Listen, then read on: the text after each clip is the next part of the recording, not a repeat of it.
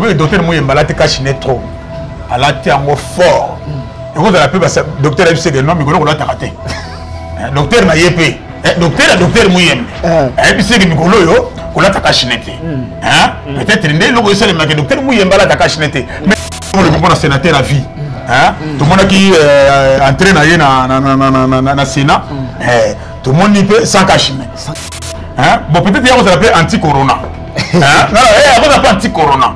Parce que comment elle a caché des choses graves, qui paraît que c'est un événement, mon frère n'a jamais tourné, n'a habité, en tout cas la police n'a mis sur Bisso. Donc comme une insécurité totale pour la première fois monter mon sénateur à vie dans le Congo. Joseph Kabila. C'est pour la première fois que sénateur à vie à côté de la confusion. Avant de dire que président ensemble, il y a un sénat. Donc pour la dire que président il y a ça, mais c'est ignorance. Bon, tout ça on a un problème on a quelle personnalité. Vous comprenez? Ça quelle personnalité. Jusque là besoin d'un niveau on tombe un niveau trop bas Christian Sekou. C'est que n'a pas sénateur, n'a pas député, nous sommes matolo. C'est pour moi ceux qui sont matolo. Quel que soit grade na yo. Soit on monte muto beta matolo yi. On ça né. Il faut bouger non? Congolais to message c'est ta personnalité. Qu'il te élèvera na ngo butu na mboka oya jalelo. To comme sur la kilti oya kolongola Kabila continue à pouvoir awa Kabila simple mais abimi raïs. Biso ba congolais to le Congo wana. China Rambo, Baraïs, et ça dit ça pour la flatterie.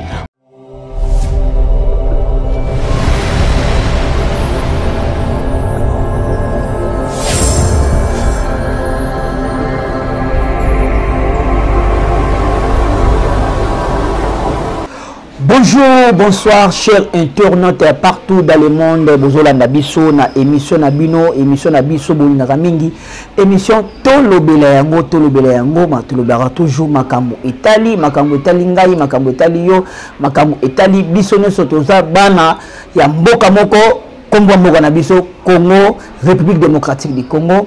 Lelo, Nazana Esengo Lisusu ya ko za devant la petite écran Nabino, pour na ko pesa bino d'actualité. Oyo ezole kanakata République démocratique du Congo on a zabon na esengo na kata plateau ngali supona ko ya mabongo l'homme de Dieu papi ki lolo oyo to mesana mingi ya kozana pona kosane ba analyse plus que to beta kaka makambo etali to ko beta lelo masolo ezaibele to ko beta arrivé ya chef de l'état na Goma to ko beta li solo ya église de réveil ndenge e panzani nana yana nani nana kena nani Kakenza Pasteur Soni na prophète Dodo Kamba nana zana raison nana kena nini nana tikali na nini kaka na mission to kobeta sur le solo insécurité totale na kati ya République démocratique du Congo kuluna ezongi ya kosakana te ba kuluna bakomi ko violer ba infirmier na hôpital est-ce que ba général na biso le général Kasongo ozawapi to kobeta le solo oyo l'actualité est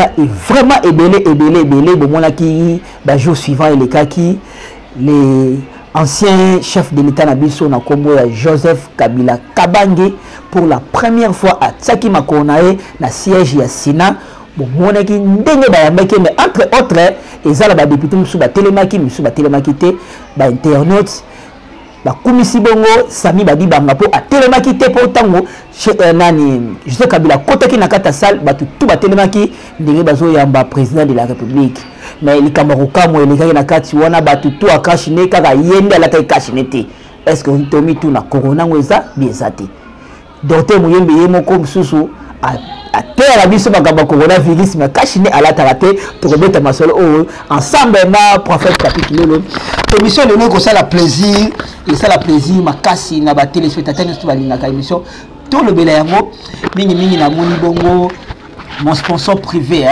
Jean-Jacques Ntiku motema Claudine Manda Balongistin na moni bongo maître de Dieu Kumingu motema Chantal Ntiku na kata France wana émission ça la plaisir na mon privé partenaire Bristaline Mwamba Rachel Rey na kata Londres Falon Moussa sana on est là Moussa Sabine Bozangati siko il faut la m'inviter là masiko frère Papi Kilolo bonjour bonjour Christian Siko bonne santé Oui, santé, ça va. Zambazo Batela. On a vraiment les lots en forme. Hein? Bon, tout ça bana nzambe, non? Tout ça bana nzambe. Au marché, kaka, mituna biso ya ogumbate. Il faut marcher toujours tête haute dans la kaka. Nous sommes des enfants de Dieu. Tout ça va n'importe quitter pour accepter de n'importe quoi. Nous sommes des enfants de Dieu. Un enfant de Dieu doit être différent. Vous verrez de nouveau la différence entre ceux qui servent Dieu et ceux qui ne le servent pas. C'est-à-dire ils ont affaiblir bandeko. Ou peut-être ils ont abattre bango. Et moi, il faut avoir différemment na ndeko msusu wa nzambete. Donc c'est un peu ça, Donc en forme c'est parce que nous sommes les enfants de Dieu. Très bien, ndeko Papi Kilolo na lingara vraiment à fato bandana émission na biso tant que homme de Dieu, ba na nzambe ba otala yo. Moi 2 minutes d'exhortation et ça la biso bien. En tout cas, merci beaucoup pour l'opportunité de Pessingaï de Christian Sikou. Nangana Sandeko Moko était perdre espoir perdre espoir. Moi souvent nga ko lobelo ko moko na makambo nzambe. Souvent so ba te abiso benga ko te abiso ndeko nzamba ko pambola yo, ndeko nzamba ko pesa yo, ndeko perdre espoir, c'est-à-dire que to kotiba na nzambe loko moko boyi yake soko sambela nzambe automatiquement faut nzamba pesa quelque chose. Automatiquement faut ka nzambe apambola yo. Automatiquement donc c'est comme si nzambe moi to comme si makambo nzambe lokola bonganga moko boyi. Parce que ceux qui te consulter nganga, tu dois consulter nganga uniquement pour l'intérêt moko boyi. Mais bon nzambe za bongote. Ce qu'on a dans le livre la Marc chapitre 12, au moins nzambe zo beloko moko bi tu aimeras le Seigneur ton Dieu de tout ton cœur, de toute ton âme, de toute ta force, de toutes tes pensées. Donc c'est là, c'est ce que il a dit moko. Donc il faut qu'on soit toujours, qu'on soit nzambe on a confiance, ça nzambe confiance, nzambe doit faire confiance quand tu prends pas mola biso, doit faire confiance parce que nzambe za nzambe. Hein? Mais to ko linga na nyoso na biso, il faut élouer nzambe. Que tous ceux qui respirent louent le nom de l'Éternel. En tout cas, mon frère, voilà ndambo ya exercice na tongo lelo pour na koyebisa yo était tu ne jamais perdre espoir. Nous devons aimer notre Dieu parce que tu relingues pour na intérêt tu relingues pour na nzambe ta la batelinga inayo bata ebele ba moment ebele ba moment de difficulté to tkolekisa awa mais nzambe jusque là accordé ka ngai inayo souffle de vie. Cela veut dire que azaka kana projet il faut savoir quelque chose. Il y a une famille chrétienne pour la plan ensemble pour la vie na yo ezanini. Voilà. Merci beaucoup.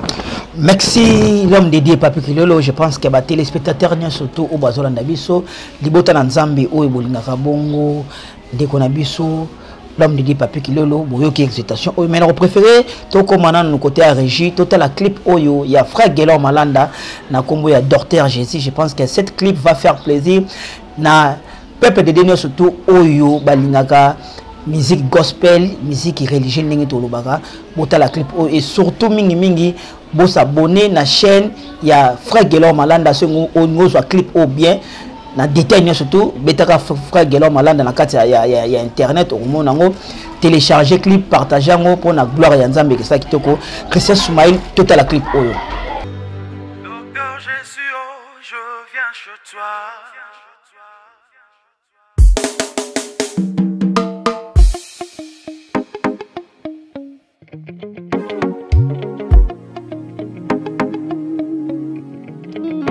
Docteur Jésus, oh, je viens chez toi, car dans mon chaos, je n'ai que toi. La médecine m'a déçu, oh, il n'y a plus d'espoir. Là où la science a failli, oh, il n'y a plus que toi. La coutume m'a déçu, oh, Jéhovah Rapha.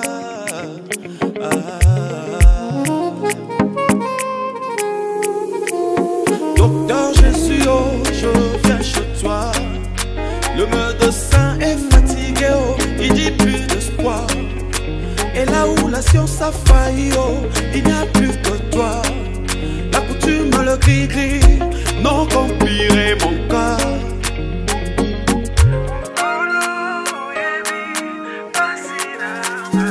Yondo yebi papa c'est à motema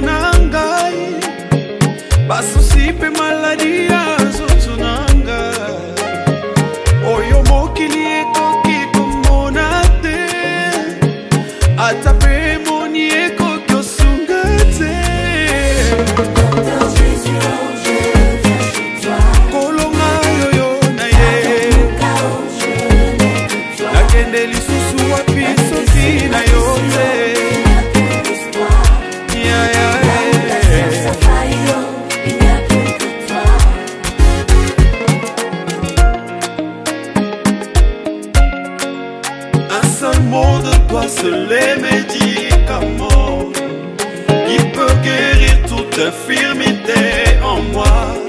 Je crois que tu es capable de guérir un corps meurtri et de rendre la vie à Lazare décédé. Docteur Jésus,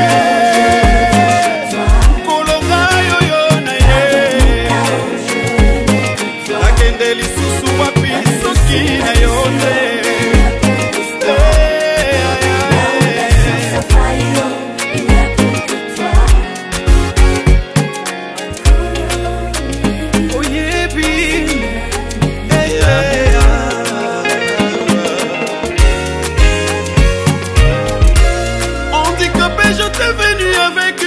Je suis rentré en courant, c'est parce que j'ai rencontré les docteurs Jésus qui ne faillit pas. Bien que mon docteur est invisible, le miracle est disponible. Il appelle à l'existence une guérison dont on n'attendait pas. Nayone n'a pas confiance. Mon gato ya piki saka, asenga kambongo teo. Actimé ayaka avec les azonga komona. Puissance à Maloba Jésus. Et ça la planète il est pour ma médecine. So qui t'aime les boutons à ta ana. N'engagez pas soit qu'à Samuel. Mais n'engagez pas nayo. Mason malo l'engagez moko. A salité, na monate. A côté qu'à la paix contre la terre. Jamais. N'engagez pas nayo. Mason maman comme papa. A salité, na monate. A côté qu'à la paix contre la terre. Jamais.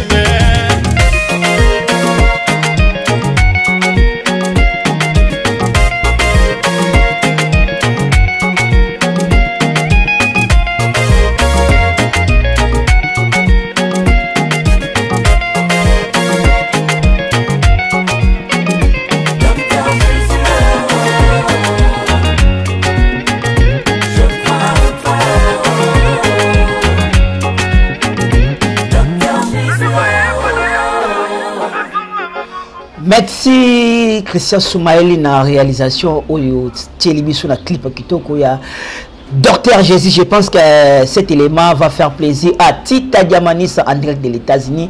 Élément où il s'allie plaisir na Fallon Moussassa Ornella Moussassa. Élément il s'allie plaisir na Fatoumi Senga Mamunda Yandoye Maman Langai. Ndeko Pape Kulolo. Insécurité totale na kati ya République démocratique du Congo. Précisément na kati ya ville à Kinshasa. Jour pour jour, tôt, il y a une sécurité au matin. Koulouna et Zongi avec Fox, l'enlèvement dans le taxi. Ils sont donc, tu y habité. Moussa la police n'a pas allé. Et ça va pouvoir quand on a voiture dans Zela. Et ça va pouvoir quand on a 5 000, on va cacher. Mais Koulouna, côté li, dans l'hôpital, botoli malade, téléphone na bongo, violé. Infirmière. Est-ce que tu m'as compris? Oui, en tout cas, Christian Sikou, si j'ai un aïlo, le but est salinga passi. Et salinga passi. Quand elle a vraiment beaucoup d'ambition, niveau de commis. Mon frère, n'a pas toujours vivre le cola. Le cola, tout ça, le cola, il y a des pays.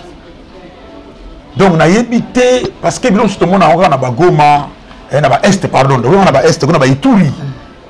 Donc, c'est que nous sommes étrangers, les Congolais, saboter, violer, maman, tout le monde a des réseaux sociaux, tout le monde a des informations. Mais nous, que ça la passe dans la ville à Kinshasa. Dans la ville à Kinshasa. Comme ça s'est passé dans la ville, est-ce que bien filtré parce que dans la côté ben filtré ben éviter germe ya batu on va continuer na mboka oyo ou bien c'est que bana oyo ba botami na Kinshasa ba koni na Kinshasa mais d'où vient que mitima wana batu bakino ba koma na yango to kona Kinshasa a to bika que notre reswana mais violence na makambo ngo leka lelo zo mituna ke en réalité oza susu bakino o to yebaka te pour faire loko wana landi yango ndenge ba kotaki na hôpital wana je pense na njili ndenge nini ba saccager ndenge nini botoli ba violer ni place mon côté ba côté aboyesu ba maluka pe salami même acte et puis chose grave ba mususu ko noki paré ba sali événement ba zibana baboto ndo baye basali événement ndo bazwi corps na bango bazwi corps quelque part ke baluka babébé baki bakoti na hôpital moko songolo basali événement na bango bazwi bana mon frère nazomi tuna nayebi te en tout cas la police na biso bonsunga biso tokomi na insécurité moko totale na mboka oyo tozovivre na mboka ondire eza mboka na biso lisusu te tozovivre na mboka ondire toza bapaya donc moyo lia bi eza te moyo tambola eza te tokomi na insécurité même osa place moko fo zonga avant toyebi te la police ndenge frère nani Christian Tshikoloba est-ce que la police ezali kaka mpona bakashine c'est ça kashine wana toboyi te eza malade eza na mboka mais problème oza nango lelo oyo bazosala événement awa si ete la police à 0 mètre la police bazaka la moto batanga ba mituka makambo important oyo ezosala matin midi pourquoi tozomona mon frère nga nayebi si yo na quartier moko eza na omoni frontière ya Bumbu na Makala mais c'est nayebi te bato balongwe bato batiki bandako batiki bagarantie donc bato Makala bakoteli bato soki ya Bumbu basakage bana na bakoli place moko bozeki so bakinois eloko kamonaka bacommune même commune kututana nango te na kini parce que nga nde nazelanga azango na commune moko te alobaka ngo azango na commune moko te nga nakoi na commune moko te soki nake na yolo na mwana yolo nde na kitambo na mwana kitambo soki nake na bandel na mwana bandal eloko dusu bayebelika ke non frère papi parce que nani ndeko papi kilolo azaka mwana bandal mosu ayebelika azaka mwana bandal mosu ayebelika ke non aza mwana kitambo nga nebeli na kitambo mosu ayebelika ke non aza mwana yolo akola na yolo mais d'où vient que lelo to comme frontière ezali yolo Makala nani Bumbu Selemba en fait ba saccagé na zoma ndenge na koloba biloko te ndeko papi kilo to solama moke puisque population ya Tchangu bazolela makasi na chef de l'état Félix Tshisekedi béton ndiye na benga ye babimisila bango le colonel Elvis bakanga ye puisque insécurité ye makasi na Tchangu. Mais la période où général Elvis alaki insécurité ça quitté. Population congolaise précisément bakina bazolela retour ya Kanyama. Apparemment c'est comme si général Kassongo sala bien salam bien té. Général Kassongo c'est quelqu'un que je respecte beaucoup. Papa azaka to salam malam. En tout cas coup de chapeau. Papa azaka to salam malam. Mais tu beloko moko ki aza omniprésent. Aza nzambe té. Et bien apparemment c'est l'homme de terrain té. Aza omniprésent pour na biloko nyonso capitaine na mbala moko. Il faut information. Opération likof baboma yango yango kolone zongi. Peuple to aider ma policier, biso peuple, population. Toza na droit ko aider ma policier. Toza na droit ko aider ba général Kassongo. Biso mo peuple to continue na corps. OK. Obi bizana ba famille mususu neza que moi na bango grand colonel. Mais bango moko nde bankadra kai. OK. Et ça ba quartier mususu au koti, ba la so kolona ni porta kolona te. Vous comprenez? Ba quartier ko ba Selemba ba Bumbu ba Makala. Ba Tchangu. Ba quartier belé ba yebani. Ba yebi que sali événement télézam tutel. Mais bon on peut ça. Mais le tout la même bataille parce que les TV parce qu'on a critiqué la police. Donc on était na tous les deux côtés. Bon critiquer la police. Nous sommes au côté na ka entretenir ma bewana. Population na ka entretenir ma bewana. Toujours l'ingande ko dénoncer té. Toujours pour dénoncer bisika oyo ma bezali. C'est pourquoi biso tous aka ko subir. Papa na biso Kassongo so to rendre tâche facile à s'en sortir. Vous comprenez? To bo itelo mo le bien général Elvis ba na chambre so réclamer général Elvis. Bon na épité na prenaka ma be ou bien on dirait azalaka o na épité ce kazaka azali azana ndolo. Ana ndolo. En tout cas bon pas ndolo. Bakanga ye. Ndemo so ba na chambre so réclamer wana. Bazo réclamer parce que bamonaki musala na ye. Insécurité est comme makasi depuis départ ya général Elvis. Dans les général Mogo ya Tchangu wana so ya kufaka bona habité entre comme on dirait Elvis wana.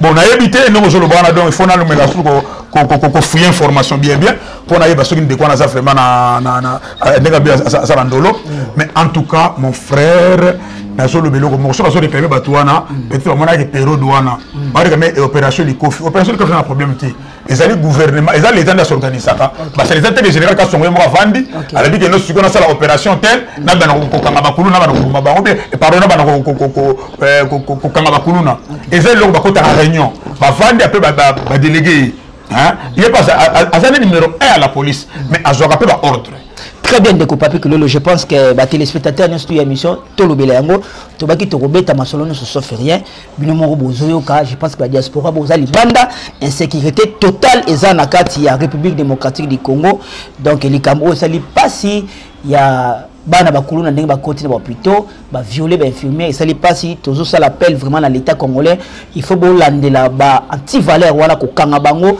ezateke ba ke puso makala lobi ba magistrat ba bimisi bango état de droit saisongi de faut que l'année la batouana ko kanga bango parce que ça les kitoko mingité ndeko papé que le Covid-19 mais to ka moi ba autorité morale oyo bazoli ni sabito la taraba ba cache mais chose bizarre tout le monde na réunion moko e salami à na kati République démocratique du Congo les docteurs Muyembe sans cache mais tout autour ni ba na cache est-ce que on est ça exemple à suivre.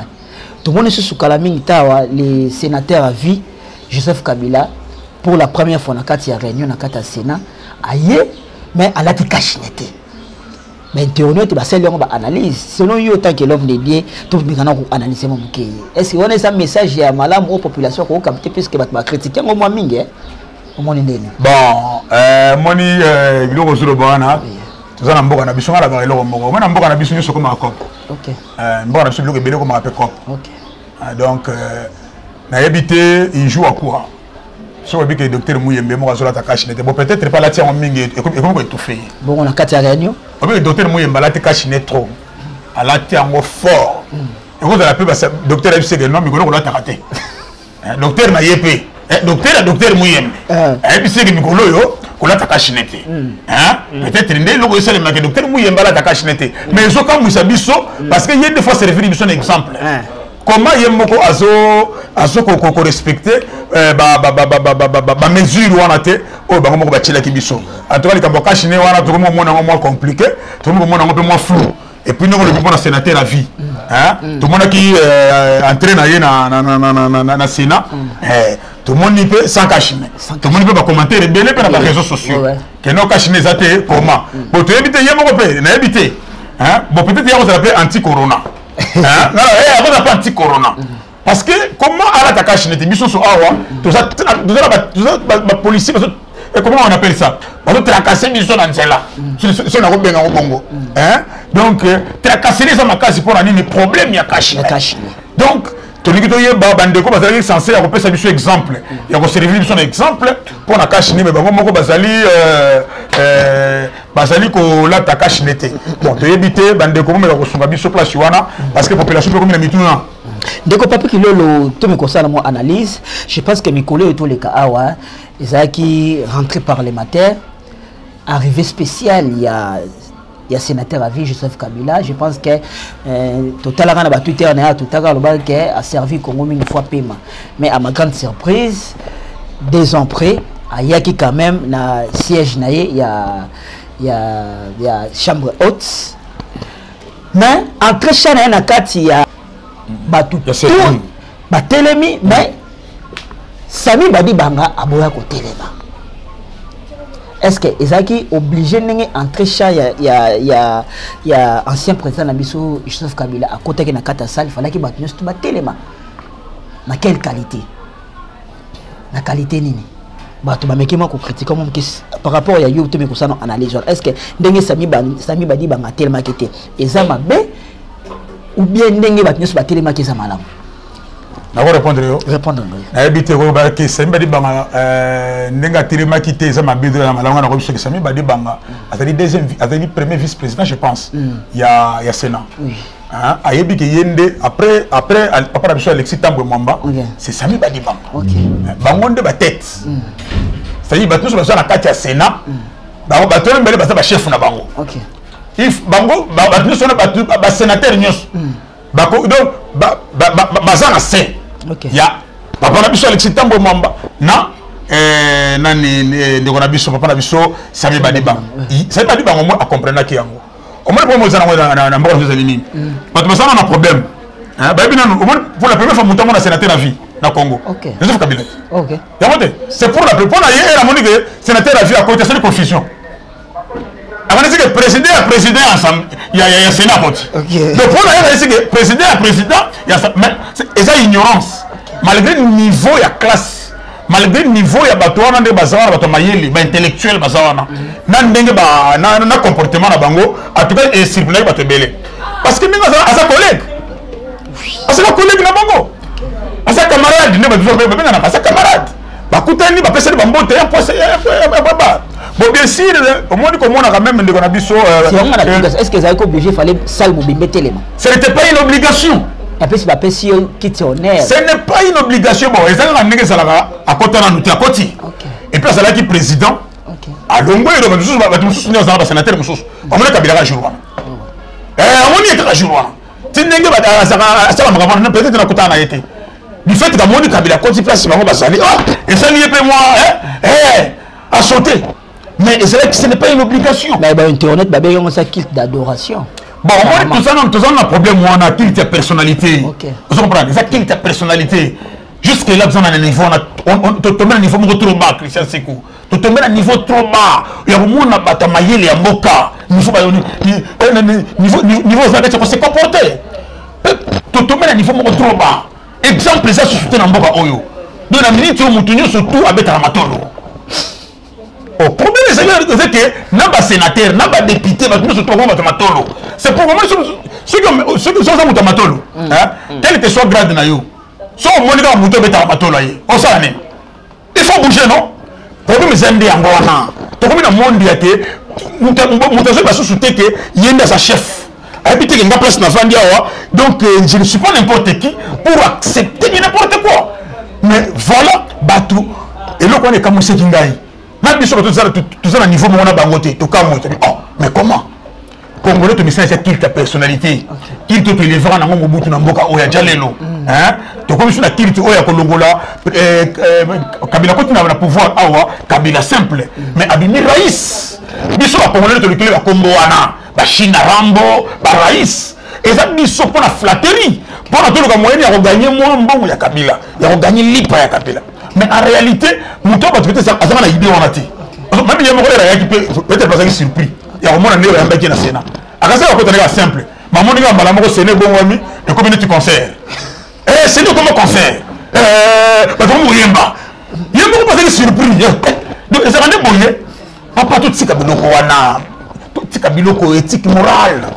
Très bien, donc, Papi, je pense que les téléspectateurs ne sont pas d'abisso et surtout, vous avez été puisque Makambo est belé, Torobeta, tout ça, vraiment, les Papi, pour la Kobeta, Makambo Etali, Makambo Etalinga, Makambo Etali, Makambo Etali, Congolais, surtout, vous avez partout dans les membres. Donc, Papi, qui lolo arrivé à chef de l'État, Félix Tshisekedi, Nakatia Goma, Balobi, entre autres, INC, ils ont divisé en deux. Puisque ça là membre sous le cadre où il y a une équipe d'avance comme na Goma pour la propagande il y a chef de l'État n'enzoya ba matile ba pano mais parti INC ba autorité morale baza au courant na ba membre effectif sous au bakendaki na kati ya Goma to yebité est-ce que ça partage déjà à parti bien défini puisque tout le monde déjà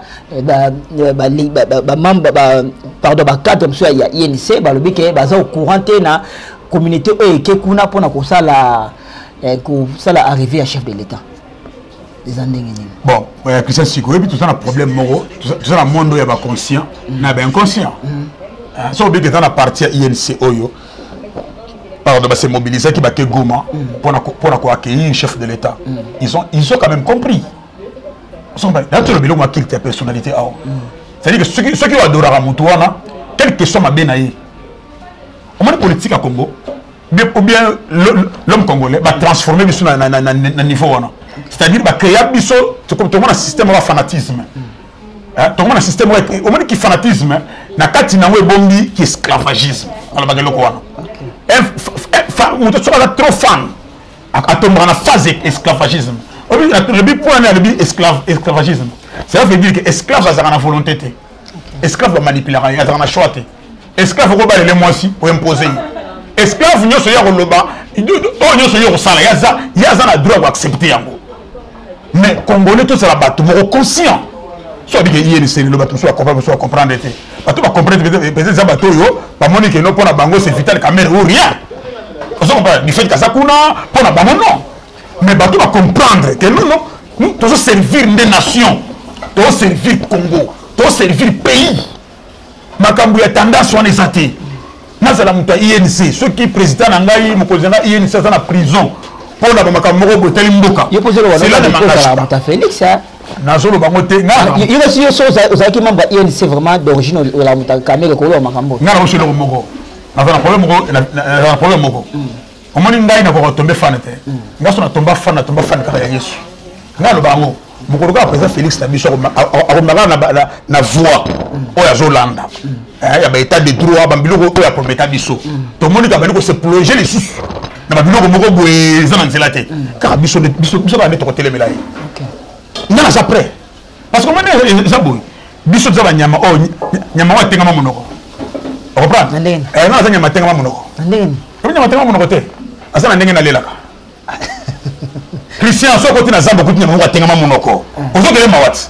nyama eza monoko atengama boye nzambe nyama oyo ya ndenge nini monoko atengama boye mais keba na nyama na kufata sika sana ndenge na ye alelaka malgré monoko yo no kele mawa ke monoko ne eza kotengama mazana ndenge na lelaka biso za bongo c'est-à-dire que nazali papi kilolo te parce que eza na mutu moko bazali kolona nga soutenaka ngai naza papi kilolo te parce que nazala na plateforme moko boye yo kolo ba vérité nous sala ningo défendaka Félix Tshisekedi ata bata IDPS fa benga kawa mutu moko ta yebinga nasolo ba intérêt ni yo défendaka yo mutu moko ba défendaka ye ah yo bénéficier non loko te yo ko do na moko pour ko soutenir il faut bénéficier quelque chose mais il y a rien à part intérêt mutu aza malamu pour ko lo bolamu na ye il faut fouta yo au moins pas si Congo to tomber c'est-à-dire que mutu amabe a mobiliser ba tout autour na ye a futi bango bambongo boke ndiko lobaki na za malamu ba l'équipe ba réseaux sociaux to publier azaka malamu wana mutu na biso bino nyoso bo soutenir ye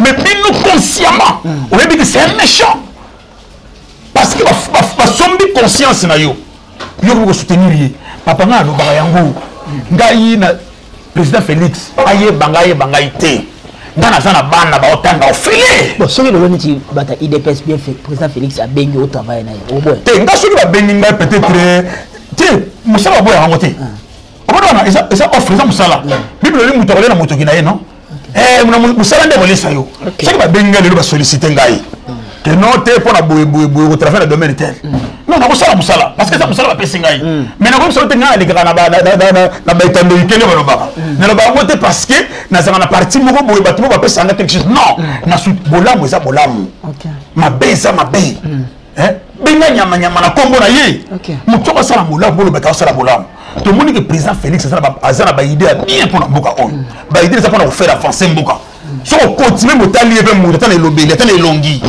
on peut pas que muto yo vraiment azana ba intention ba bete le banda ba na robeba ngalo ba kelo quoi le banda ba na robeba siko mais jusque là tout sommes que muto ba intention les a bien parce que muto bongo papa to ba kelo ba flirter to c'est la kufa oyi ba to kondo finga Laurent Désiré Kabila mais ba détail era kufa na entrée ba ba kana no penser na yete on va critiquer mais Laurent mais le président Laurent Désiré Kabila kufi ba to ko ba asina ba ida madame akayaki ba kesi soki ba activité mo ba service national ba to ko comprendre Félix Tshisekedi président na biso wana azana ba idée bien to siri pour na ba idée to siri ti ko ba jalelo to siri pour na ba intérêt parce que on benga ngai aller sanga non donc papi le cas tout ça na étape à Félix Tshisekedi 2 jours passés à wa toyoki avion il y a chef de l'état même équipement qui na Goma et raté crash c'était dit à quoi bon dit à quoi ngana koyeba te parce que bon makambo avion na maîtriser yango te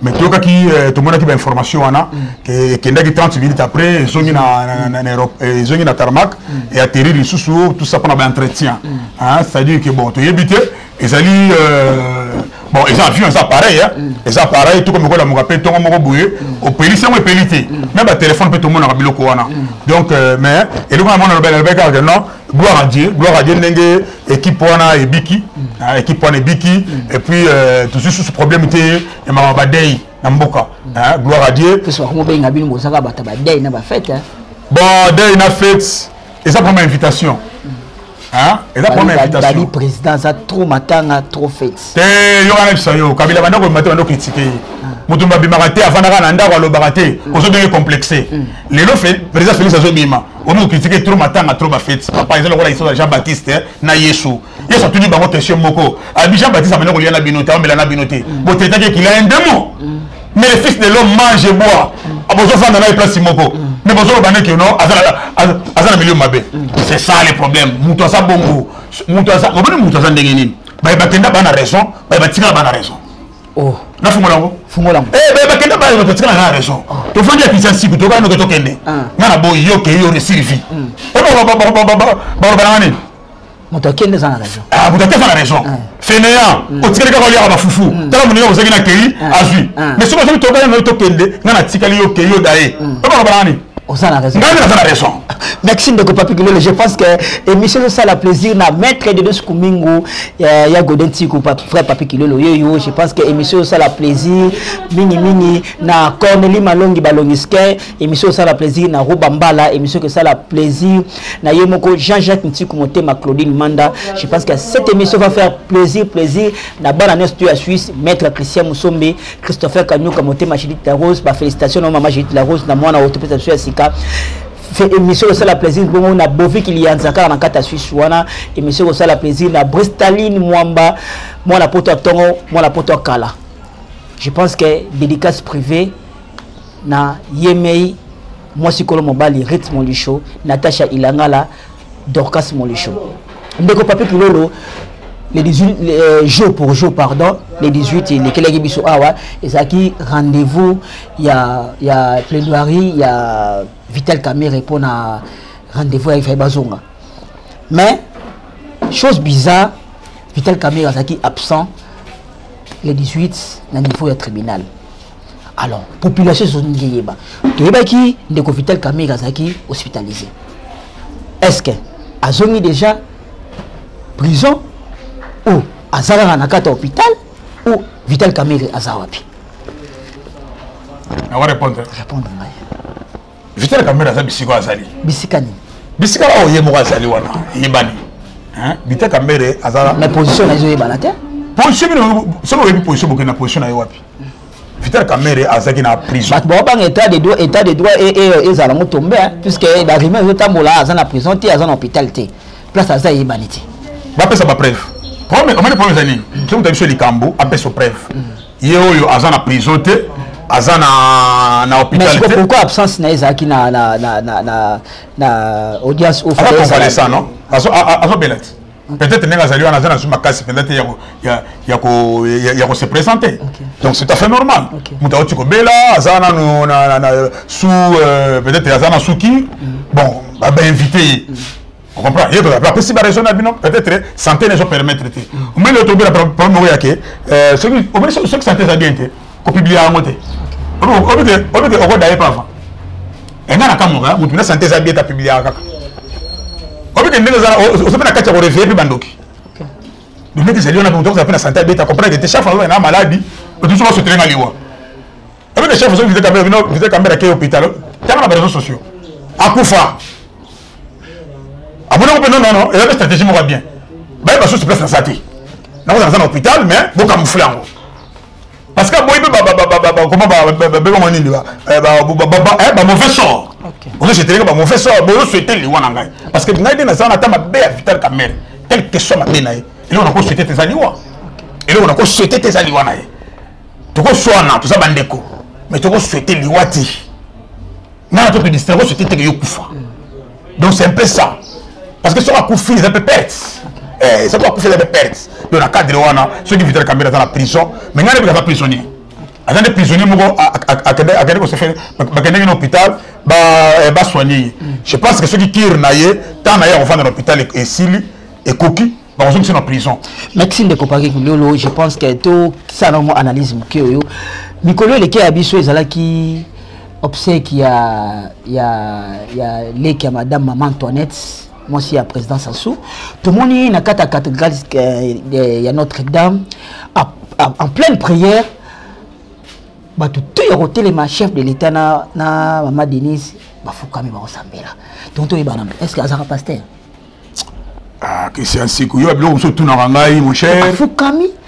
tout le monde le président Sassou il y a côté mais il a côté la divinité à Bonzambi. Oui, c'est dire quoi? C'est créé on. Non, le bailo moko. Et ben ça faible hein. Faible ngani. Ça faible ne lo moko. Et l'autre. Nga so na monoga no le Nzambe fort. Na ko faible. OK, d'accord. Chef de l'État, président Félix Tshisekedi, et ça na mutu oyo. C'est-à-dire que au monde il y a Pamba. Il y a pour ça kobina.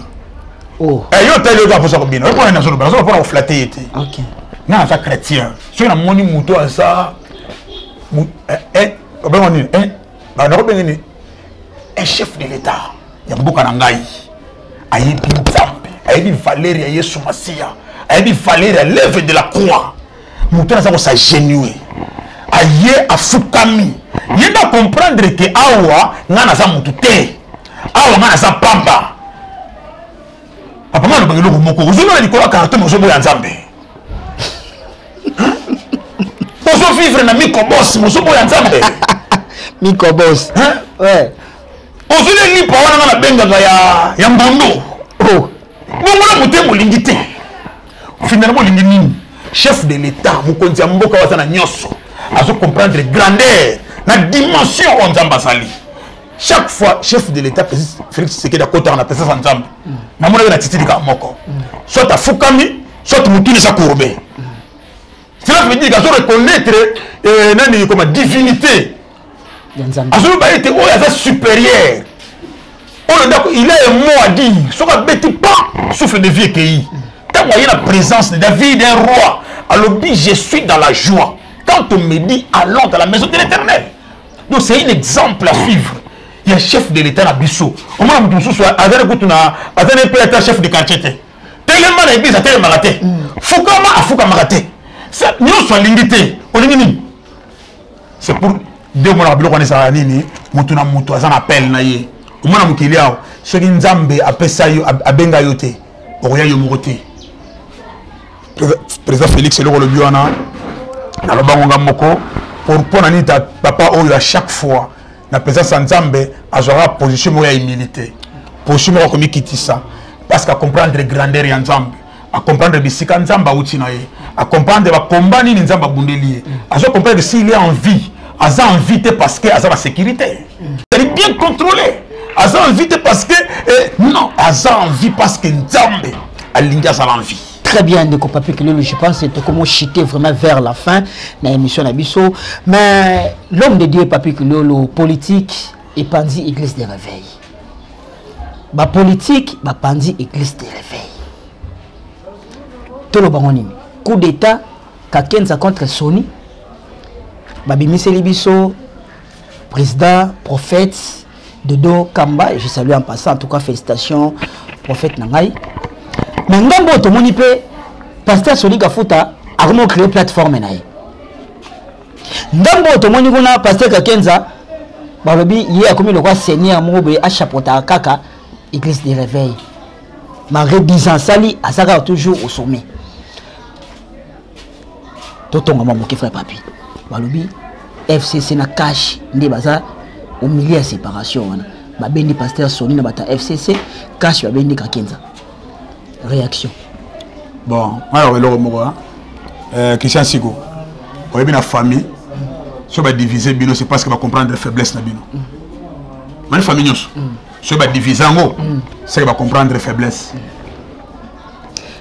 Boni lelo s'adresser na bandeko na yo bandeko no ba pasteur puisque église zo kufa bino nde boza image église oui to sambela kanzambe mais vous le pasteur boza image église bokabone koti na église de réveil Sony ngambo na ye abeni pe ba pasteur Kakenza pe ngambo na ye abimisi Dodo Kamba siko lobela yebisa Dodo Kamba na Sony na Kakenza ba welani.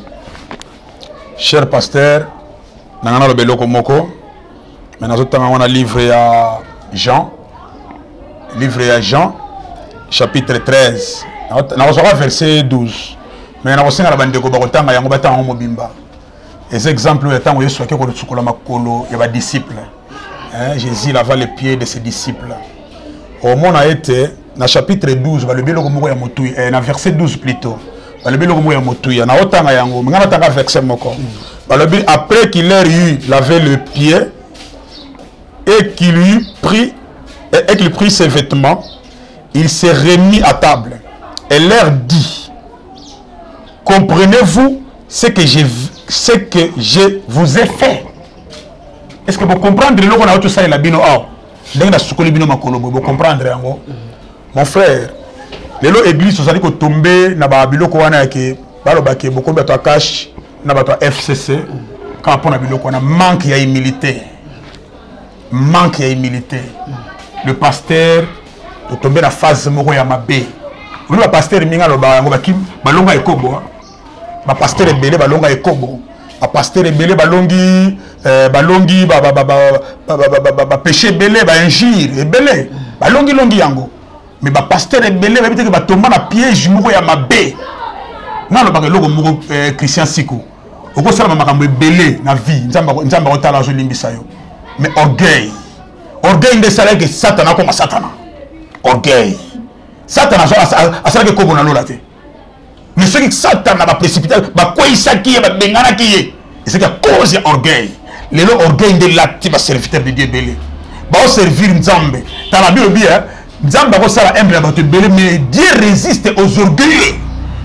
Vous comprenez? Nzamba linga ba orgueilleux te. Le orgueil de vandi. Bato ngo wela ba poster.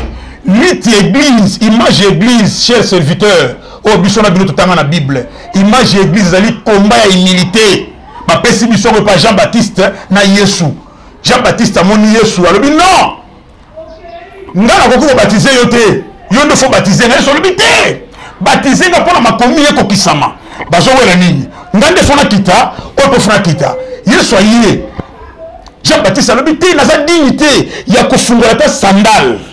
Na ya singane ya sandal, le courroie de ses sandales. Yesu ya lobini de tous ceux qui sont nés de la femme.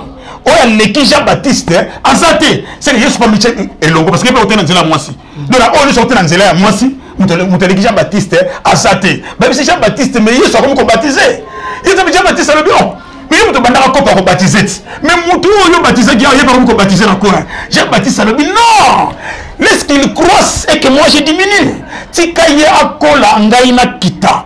Bitumba bazo wela nani ya les plus petits. Église to tomber la phase ya orgueil.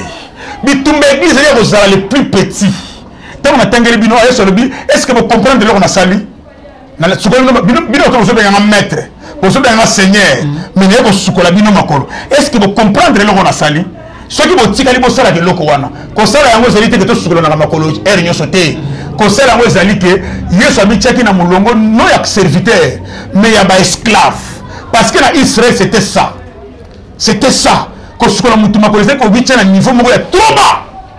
Donc yo benanga maître benanga seigneur mais na sukola makolo. Pasteur to apprendre comme sukola makolo. Eza na misala c'est l'humilité.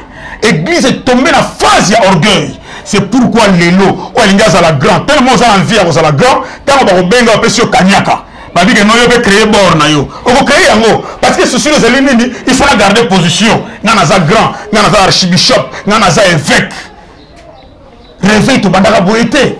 Ceux qui ont un archibishop, nous avons un évêque, tu vas papa, nous avons un bala. Wapi, quand on a une église de réveil, nous avons un malade. Tu vas wapi, église est tombée, mon frère Christian.